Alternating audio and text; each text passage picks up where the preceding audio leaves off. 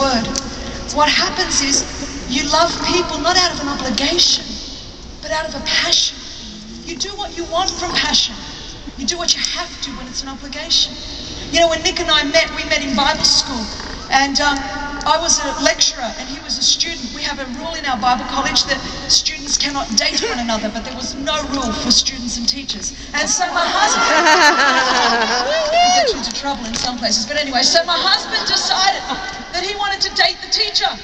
So he found out from my best friend that I swam at our swimming pool at 6 o'clock every morning, our local pool. I'd been doing it for a year. I had never seen him there once. Then all of a sudden I'd go down to the local pool and there's my husband doing laps up and down. Well, he was just a student at the time, doing laps up and down the pool. After about a week, we bumped into each other and went, Nick, what are you doing here? And he got male defensive. You know, what do you mean, what am I doing here? I'm always here at 6 o'clock in the morning. I love swimming at 6 o'clock in the morning. Now, ladies, I've been married to the guy for 14 years. Never once in 14 years has my husband ever got up at 6 o'clock in the morning. Because you see, you do what you want out of passion. No one's got to make you be nice to the waiter. No one's got to force you to be kind to your husband. No one's got to force you not to be the Antichrist to your children. It's amazing what you do when your heart is right.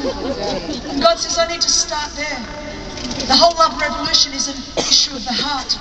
Some of you need a pacemaker put in. Your heart needs to start beating for what God's heart beats for. A lost and a broken world.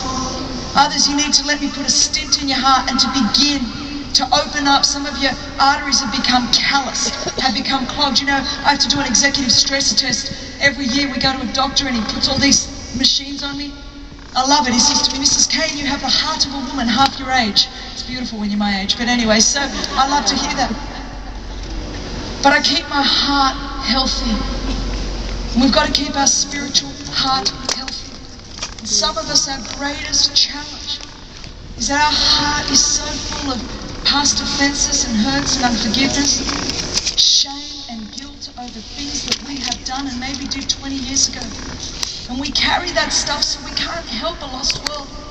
Because we come and we look at God through that prism, which means we see ourselves through fear and guilt and negativity and insecurity and shame. And then we've got nothing left to give to a lost and a broken world. We turn up to church every week and it's like an intensive care unit. We're like, Pastor, please get me saved this week again. And I'm the Christian. And our churches all over the earth are just trying to keep Christians saved every week.